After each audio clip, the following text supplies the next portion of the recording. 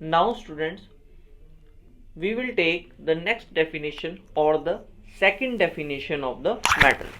अब हम metals की second definition के बारे में discuss करते हैं. Here, as per the first definition, हमने metal के बारे में क्या जाना कि metals क्या होते हैं. Metals are those elements. Metals वो elements होते हैं which can donate electron.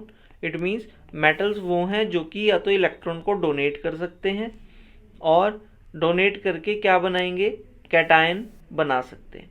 Cations means positively charged ions और species. It means they can donate electron. ये तो हमारे पास बेसिक डेफिनेशन है किसकी, मेटल्स की, एज पर the basic definition of the metals.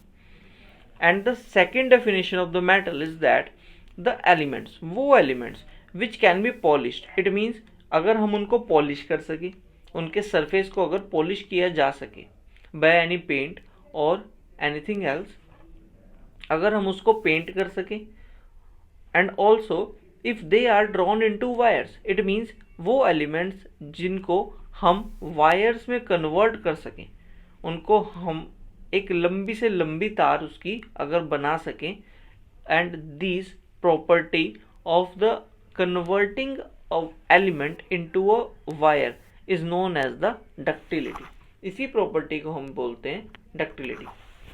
And also if we can hammer them into the sheets, और हम उनको शीट्स में डिवाइड कर सकें, it is a property of a malleability. इसी प्रॉपर्टी का नाम हमने रखा है मेलिएबल.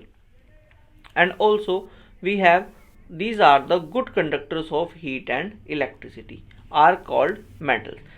अब ये जो हमारी definition है, it is a second definition of the metals, and this definition is based on the physical properties of metals. और ये जो हमारी definition है ये उनकी कुछ एक properties के ऊपर based है, और जिसमें कि हमारी physical property बहुत ज़्यादा रोल प्ले करती है.